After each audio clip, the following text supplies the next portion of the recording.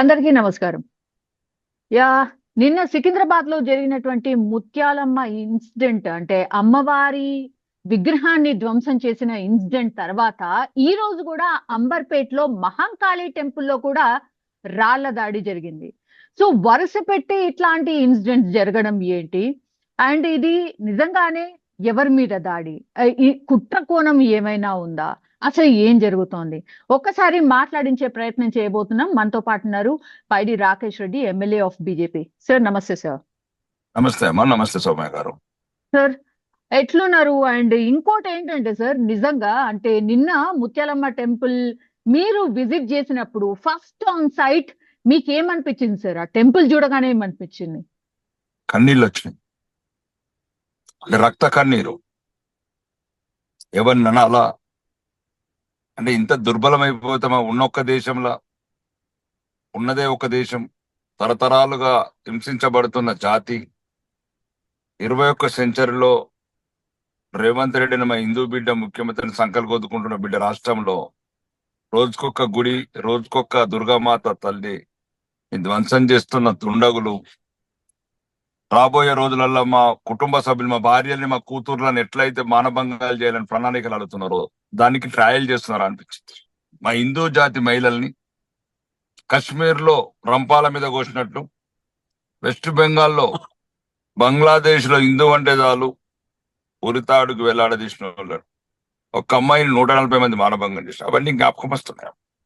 దానికి ట్రయల్ చేస్తున్నారా ఇల్లు అని అనిపిస్తుంది. అందువల్ల అదొక ఆ రకమైన అక్కడ అన్ని ఆ సుడులు తిరుగుతున్నాయి. ఆ జ్ఞాపకాలు ఏమైపోతుంది. 85% ఉన్నప్పుడే రక్షణ లేకపోతే రాను రాను ఇంకా తగ్గుతూ పోతున్నాము. ఇంకా మా పరిస్థితి ఏంటి? ఓకే, మేము ఉన్న రోజులు ఏం కాకపోవచ్చు, కానీ మా భవిష్యత్ తరాల పరిస్థితి ఏంటని ఒక ఆలోచన మొదలెత్తుంది. సార్ మీరు అక్కడికి విజిట్ చేసినప్పుడు సార్ ఆ టెంపుల్లో ఎన్విరాన్మెంట్ కావచ్చు అండ్ అక్కడ ప్రజల రియాక్షన్ చూసినప్పుడు మీకేమనిపించింది సార్? మెయిన్ గా వాళ్ళు అడుగుతుంది ఏంటి? ఏం అడుగుతున్నారు? ఏం న్యాయం జరుగుతుందమ్మా? అరణ్య రోదన తప్ప. ఎవడు ముఖ్యమంత్రి, ఎవడు డీజీపీ, పరాయి వాడు, మన మతం అంటే ద్వేషించే వాళ్ళు, మన మతం అంటే అసహించుకునే వాళ్ళు అధికారంలో ఉన్నప్పుడు అరే ఏం న్యాయం దొరుకుతుంది సౌమ్య? ఒక రోజు ఎఫ్ఐఆర్ చేస్తారు, 3 రోజులు కంటి తుడుపు చర్యలు ఉంటాయి, తర్వాత 4వ తర్వాత అయిపోయింది. ప్రజలు వారి రొటీన్ లైఫ్ లో ఉంటారు. ఒక్కటి చెప్తున్నాను సౌమ్య, నేను ఏమంటున్నా అంటే ఈ ఘటనల మీద ఒక కమిషన్ ఇచ్చి దానికి అక్బరుద్దీన్ అసౌద్దీన్ కమిటీ చైర్మన్ గా పెట్టాల. అప్పుడు న్యాయం జరుగుతుంది అంటారా? 100%. ఎట్లా? ఒకవేళ అంటే వాళ్ళు ఎట్లయితే చంపుతారో, ఒకవేళ అటువంటి సంఘటన జరిగితే మసీదుల మీద వాళ్ళే నిర్ణయం తీసుకోవాలి ఈ సంఘటన మీద. ఇంకా మనం వీళ్ళు తీసుకోలేదు. ఈ సన్నాసులు, హిందూ ఆఫీసర్లు కావచ్చు, హిందూ మంత్రులు కావచ్చు, హిందూ ప్రభుత్వం కావచ్చు, ఈ సన్నాసులు అయిపోయినారు. హిందువుల పాలిట శత్రువులు తయారైనరు. సార్ కాబట్టి ఒక నేను నా కొత్త డిమాండ్ సార్ సార్ ఒక 1-2 ఇన్సిడెంట్స్ లోనే మీరు ఎట్లా జడ్జి చేసేస్తారు? వీళ్ళు అసలు అటువైపే ఉన్నారు అనే తీరుగా మాట్లాడుతున్నారు మీరు. 800 సంవత్సరాల మనకి అంటూ అనిపిస్తుందా? గోరిగాడు ఖిల్జిగాడికి స్టార్ట్ అయింది దుకాణం. టిప్పు సుల్తాన్ గారు లక్షల మందిని, మీకు లక్షల లక్షల సుమారు 1000 సంవత్సరాల ధర్మయుద్ధం అమ్మ ఇది. మీకు ఈ రోజు అనిపిస్తుందా ఇది ముత్యాలమ్మ తల్లిది అనిపిస్తుందా? ఎన్ని వేలు గుళ్ళు కొట్టారు ఈ పాకిస్తాన్. ఇంకా అన్ని చరిత్ర చెప్తే ఇంకా గంటల గంటలు మన చర్చ జరుగుతుంది కాబట్టి చెప్తున్నాను. పాకిస్తాన్ లో ఎల్లండి గుళ్ళల్లో కోళ్ళపారాలు చేశారు, బాత్రూములు చేశారు, బెడ్రూములు చేశారు. వెళ్ళండి. కాదండి ఇప్పుడు నా ఫోన్ పెట్టగానే 5 నిమిషాలు యూట్యూబ్ లో చూడు పాకిస్తాన్ హిందూ టెంపుల్స్ అని. వాళ్ళ పరిస్థితి రేపు భవిష్యత్తులో కదా వాళ్ళకి ట్రయల్ చూపిస్తున్నారు. ప్రభుత్వం లేదా అండి? ప్రభుత్వం తరపు నుంచి ఎవరు వచ్చి సందర్శించారండి? చెప్పండి సౌమ్య గారు. ప్రభుత్వం లేదా? మూగబోయిందా? చావలుడిందా? చచ్చుబడిపోయిందా ప్రభుత్వం? ఇదే ఒక సార్ ఎగ్జాక్ట్లీ సార్. అక్కడ ఉన్నటువంటి కంటోన్మెంట్ ఎమ్మెల్యే ఎవరైతే ఉన్నారో ఆయన రావడానికి ట్రై చేశారు, కానీ నిరసన సెగ తగిలింది, ఎవరిని రానివ్వట్లేదు. If I'm not wrong sir, ఎక్కువ మట్టికి బీజేపీకి సంబంధించిన నాయకులే ఆ ప్లేస్ కి వెళ్ళగలిగారు. ఎందుకని అంటే వన్ సైడెడ్ గా అంటే చాతగాని దద్దమ్మ ప్రభుత్వమా ఇది? హోంమంత్రి గారు లేరా రాష్ట్రానికి? హోంమంత్రి గారు లేరా? డీజీపీ లేడా? పోలీస్ కమిషనర్ లేడా? కావాలంటే యూపీకి వెళ్ళి పంపిస్తాం. తమ్ముడు ఏమని చేత కాకపోతే ఫోర్స్ ని యూపీకి వెళ్ళి పంపిస్తాం. పోవాలని లేదు. ఎవరండి? అదే ఇప్పుడు ఒక ఉదాహరణకు ఒక చిన్న మోస్కి జరిగింది అనుకోండి, క్యూలు కడతారు మొత్తం మంత్రులంతా. ఈ ప్రభుత్వమే హిందూ ద్రోహ ప్రభుత్వం అండి ఇది. హిందువులను ద్వేషించే పార్టీ, హిందువులను ద్వేషించే ప్రభుత్వం ఇది. ఒక్క సంఘటన నా సౌమ్య గారు, ఇప్పటివరకు వందలాది సంఘటనలు ఇది. కానీ ఎంఐఎం కూడా ముందుకొచ్చి ఇది బాధాకరం, ఇట్లాంటివి జరగకూడదు అని చెప్పిన సిచ్యువేషన్ ఉంది కదా. గుడిగూల కొట్టినప్పుడు ఒకసారి అక్బరుద్దీన్, ఒక్కసారి అక్బర్ భాయ్ ఏక్ బార్, ఆసాన్ క్యా బోల్తే హో, असउद्दीन भाई एक बार, बलाला भाई एक बार, मजीद भाई एक बार, एक एक मंदिर तोड़ने के टाइम पे एक एक ఎమ్మెల్యేనే మనకు సానుభూతి చూపిస్తారు. చాలు కదా, మనకు మనకు సానుభూతే కావాలి కదమ్మా. ఎవరికి తెలిసి చరిత్ర చెప్పాలా? చరిత్ర చెప్తేనే ముందు జాగ్రత్తగా ఉంటారు సౌమ్య. లేకపోతే గుళ్ళు గుల్లగొట్టలేదు, గుళ్ళకు తాళాలు అయిపోతే గుళ్ళు బాత్రూమ్లు అయిపోతాయి. నిజంగానే దీని గురించి మరి ఎందుకని చర్చ జరగలేదు? 18 గుళ్ళు ఇది అంతా జరిగింది అని మీరు చెప్తున్నారు, ఈ రోజు చెప్తున్నారు. చాలా ఈ రోజు కాదండి, చరిత్ర ఆల్రెడీ గవర్నమెంట్ దగ్గర అఫీషియల్ డాటా ఉందండి. పోలీస్ కమిషనరే భయపడి కొత్త సిటీలో ఆఫీస్ కట్టుకున్నాడు. ఎక్కడుండండి? హైదరాబాద్ పోలీస్ కొత్వాల్ ఆఫీస్ ఎక్కడుండే సౌమ్య, మీకు తెలుసా? ఎక్కడుండే? అంటే హిందువులను చచ్చిపోయిన మిగతా 10 మంది అని పారిపోయి వచ్చినాడు కమిషనర్, పోలీస్ కమిషనర్ పాత బస్తీ నుంచి. పాత బస్తీలో పోలీస్ కమిషనర్ ఆఫీస్ ఉండే. పోలీసులు వాళ్ళకు భద్రత ముఖ్యము. గన్లు ఉన్నోడికి, పెరువులు ఉన్నోడికే, యూనిఫామ్ ఉన్నోడికే ధైర్యం లేకపోతే పాత బస్తీలు హిందువులు ఎట్లా బతారండి? అందుకని పారిపోయారు అందరూ. ఎక్కడున్నారు పాత బస్తీలా? ఒకడు కోంపెల్లి పోయిండు, ఒకడు బోయినపల్లి పోయిండు, ఎక్కడెక్కడ బతుకుతున్నారమ్మా. ఆస్తులు ఇడిచబెట్టి, మేడలు ఇడిచబెట్టి. వెళ్ళు ఓల్డ్ సిటీలోకి వెళ్ళి అర్థమైతుంది సంగతి. అది భారతదేశం లాగా ఉందా? భారత చట్టాలు అమలు చేస్తున్నారా? రోహింగ్యా ముస్లింస్, వేలాది లక్షలాది మంది రోహింగ్యా ముస్లింస్, తీవ్రవాద ఘటనలు. ఏంది? నేను గుడి ఉన్న పక్కనే 350 మంది ఒకటి ఉంటున్న రాష్ట్రాల్లో 350 మంది బంగ్లాదేశ్ వచ్చి పర్సనల్ డెవలప్మెంట్ క్లాస్ ఏందండి ఇక్కడ? ఏమనంటే మత కళలు అంటారు ముస్లింస్. ఇదే మజ్లిస్ ఎమ్మెల్యేలు కదా, ఇదే ప్రభుత్వం కదా. నేను ఏమంటున్నానండి, దీనికి అందరికి కారణం హిందువులలో అనైక్యత. హిందువుల ఐక్యతగా ఉంటే సమస్యలు రావు, హిందువుల అధికారంలో ఉంటే సమస్యలు రావు. ఎవడంటాడు పిచ్చోడు? ఏమండి పిచ్చోడు ఎందుకు? పిచ్చోడు హిందువులను ఎందుకు కొడుతున్నాడు? పిచ్చోడికి మసీద్ అయిన ఒకటే, మందిర్ అయిన ఒకటే, చర్చ్ అయిన ఒకటే కదండి.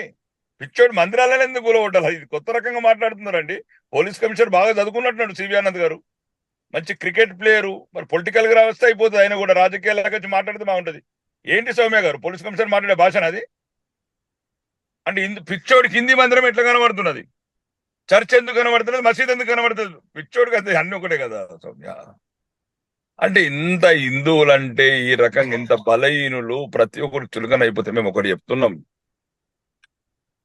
ఫస్ట్ అచ్చా భవిష్యత్తు చూసుకుందామా, మరి ఇంకా ఏ దేశం పోతే బతుకుదామా అనేది భారతదేశంలో హిందువులు నిర్ణయించుకోవాలా.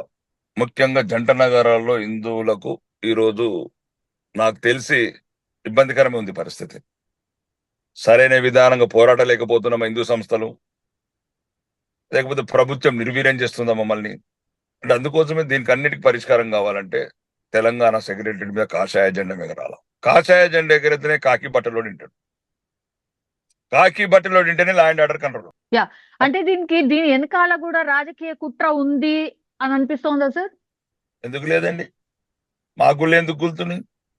అంటే మా హిందువుల గుళ్ళు కూడేటప్పుడు కుట్రలు లేకుండా ఎట్లుంటదండి? దీని వెనుక ఎంతో పెద్ద శక్తులు కుట్రలు ఉన్నాయి. ఈ దేశాన్ని ఎట్లయితే 2047 వరకు ఇస్లామిక్ కంట్రీ అనుకుంటున్నారో ఆ ప్రణాళికల భాగమే ఇది. ఎట్లయితే పాత బస్తీలో హిందువులని చంపేశారు, అత్యాచారాలు చేశారు, అరాచకాలు చేశారు. నిజామాబాద్ లో 42%, బైన్సాలో ఆల్రెడీ మెజార్టీకి వెళ్ళిపోయారు. చాలా చోట్ల కొద్దిగా సమయం ఎక్కడండి? ఇప్పుడు మరి కాంగ్రెస్ వాడు గెలడు ఓల్డ్ సిటీలా, అలా కాంగ్రెస్ వాడు లేడు, కమ్యూనిస్ట్ వాడు లేడండి. అట్లాంటి మీరు కూడా గెలవలేదు సార్.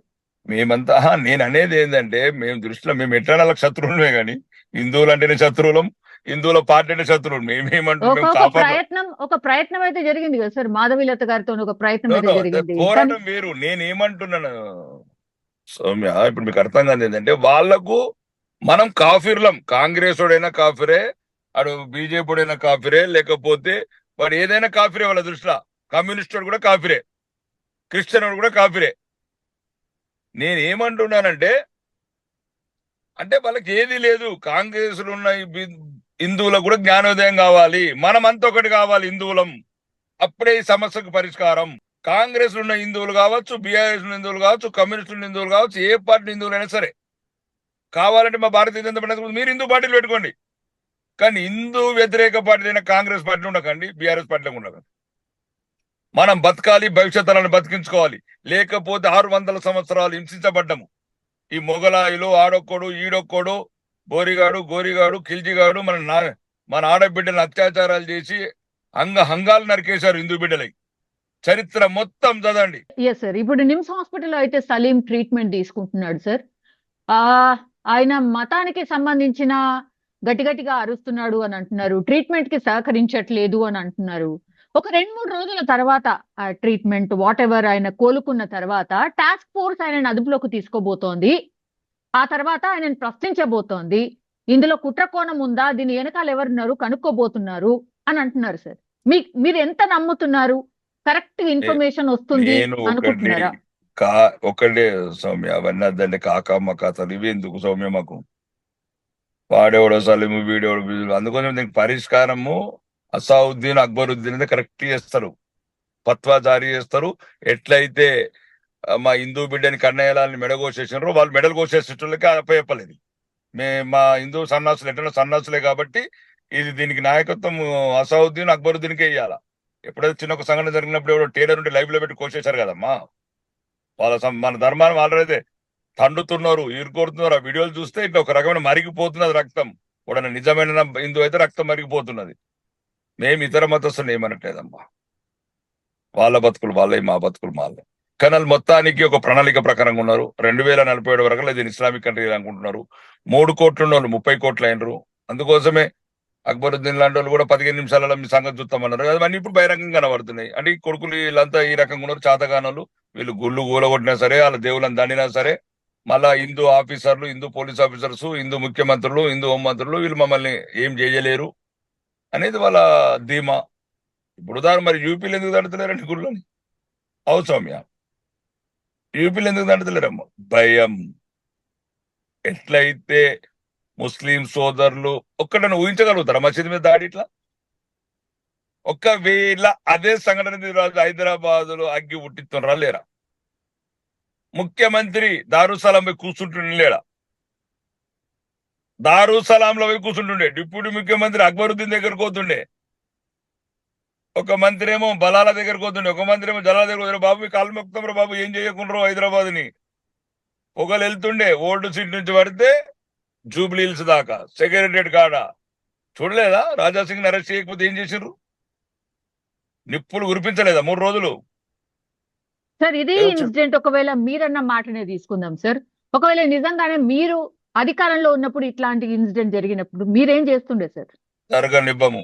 మందిరాన్ని చూస్తే కూడా ఉత్సవ పోసుకోవాలి నా కొడుకులు. ఎట్లయితే మసీదుని చూస్తే ఎట్లయితే ఉత్సవ పోసుకుంటున్నారో అది రాకపోతే అడగండి సౌమ్య. రాబోయే ప్రభుత్వంలో చూపిస్తాం సారా కేందో. కాకి బట్టలకు నిజాయితీ గల బిడ్డలకు కాకి యూనిఫామ్ తొడిగి ఎట్లా చూపియాలో మొత్తం పర్ఫెక్ట్ గా చూపిస్తాం. మసీదుని చూస్తే ఎట్లా భయపడుతున్నారో మందిరాన్ని చూస్తే కూడా ఎట్లా భయపెట్టేట్టు చేస్తాం సౌమ్య. డోంట్ వరీ, వచ్చే రోజుల్లో నిరూపిస్తాం.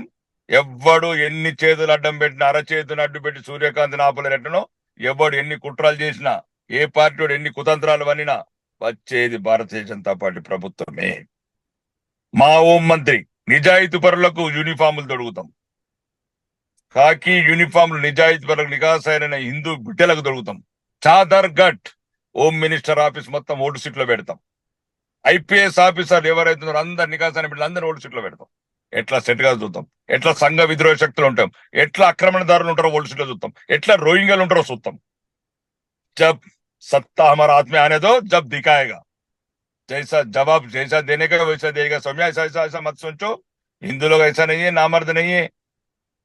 ఏళ్ళ ధర్మ యుద్ధం కొట్టాడుకుంటున్నాం. మేమేమో ఏమనుకుంటున్నాం? మమ్మల్ని మంచి వాళ్ళని చూసి ఉన్నాం. రాజ్యాలు వెళ్తుంటే ఎదుర్కొన్నాం. ఛత్రపతి శివాజీ కావచ్చు, మహారాణా ప్రతాప్ కావచ్చు, వీరుల కన్నా నేల ఇది భారతదేశం. వేలాది సంవత్సరాల సమాన ధర్మం కాపాడుకోవడం తెలుసు. మా హిందూ ధర్మాన్ని ఎట్లా నిలబెట్టుకోవడం తెలుసు. వచ్చే ప్రభుత్వంలో శాంతి భద్రత ఉంటాయి. ఏ నాకు మందిరం చూడాలంటే కూడా కళ్ళు చూడాలంటేనే భయపడాలా సౌమ్య, రకంగా చేస్తాం. ఇది రాసి పెట్టుకోండి ఈ వీడియో ద్వారా ప్రతి ఒక్కరు. ఇప్పుడు లాస్ట్లీ సార్, ఇప్పుడు ఇన్సిడెంట్ లో ఇదంతా జరిగిపోయింది. 3 ఇన్సిడెంట్ జరిగాయి సార్ 1 వీక్ లో. ఆ విచారణ జరుగుతుంది, సలీంని అదుపులోకి తీసుకుంటారు, ఇంకేదో జరుగుతుంది, ఇంకేదో జరుగుతోంది. సార్, మీ డెడ్ లైన్ ఏమైనా పెట్టుకున్నారా? మీ కార్యాచరణ ఎలా ఉండబోతోంది ఈ హెడ్లైన్ ఈ దాడుల ఏముండదండి, చైతన్యపరచడం, జాతిని చైతన్యపరచడమే మా పని. చచ్చుబడిపోయిన సన్నాసుల రక్తాన్ని తిరిగి దాని జవసత్వాలు నిలపడమే మా భారతీయ జనతా పార్టీ కావచ్చు, హిందూ నాయకులు కావచ్చు, విశ్వ హిందూ పరిషత్ కావచ్చు, హిందూ వాహినులు కావచ్చు, మా జాతిని చైతన్యపరచడం. చైతన్యపరిచి రాజకీయ అధికారం సాధిస్తే ఏదైతే పాలనా వ్యవస్థ ఉందో పగ్గాలు చేతబట్టి శాంతి భద్రతలను మేము ఈ రకంగా కంట్రోల్ చేయగలుగుతాం. లేకపోతే చెప్పేటోడు ఒక్కడు, ఆడేటోడు ఒక్కడు, మేమేం చేస్తామమ్మా? 3 రోజులు కాగానే సలీం ఎటు పోతాడో, కలీం ఎటు పోతాడో అయిపోయాయి. హిందువులు యూట్యూబ్లు చూసుకుంటా, ఫామ్ హౌజులల్లా, పబ్బులల్లా డాన్సులు చేసుకుంటా, సినిమా థియేటర్ల 300 రూపాయల పాప్కార్న్ తినుకుంటా కూర్చుంటారు. అట్లా అయిందట అయ్యో అనుకుంటా కూర్చుంటారు. ఆడింటి పక్కన గుడి గోలేటి వరకు, ఆడింటున్న కుటుంబ సభ్యులను మానభంగాలు చేసే వరకు జ్ఞానోదయం కాదు. అది తప్పై చెప్తే బంగ్లాదేశ్ సంఘటన చూడండి, ఆ తప్పై చెప్తే వెస్ట్ బెంగాల్ సంఘటన చూడండి, ఆ తప్పై చెప్తే కాశ్మీర్ సంఘటన చూడండి. సౌమ్య, కాశ్మీర్ మన కాశ్మీర్ సౌమ్య, మన భారతదేశంలో సౌమ్య. ఆడబిడ్డని రంపం మీద కోసారు బిడ్డ, 20 మంది మానభంగం చేశారు సౌమ్య. ఒక రాయిని, ఒక కర్రను కోయాల్సిన విధంగా ఒక మానవ దేహాన్ని కోశారు సౌమ్య. ఇది జరిగిన తర్వాత కూడా ఇంకా మేలుకోని ఈ జనాన్ని ఏమనలో సమాజానికి వదిలేస్తున్నారు. ఏమన్నారు చూడు, నిగ్గదీసి అడుగు ఈ సిగ్గులేని హిందూ జనాన్ని. మారరు నా కొడుకులు, ఎప్పటికీ మారరు నా కొడుకులు. Yes sir. Thank you sir. Thank you so much. Right అమ్మ, రైట్. ధన్యవాదాలు.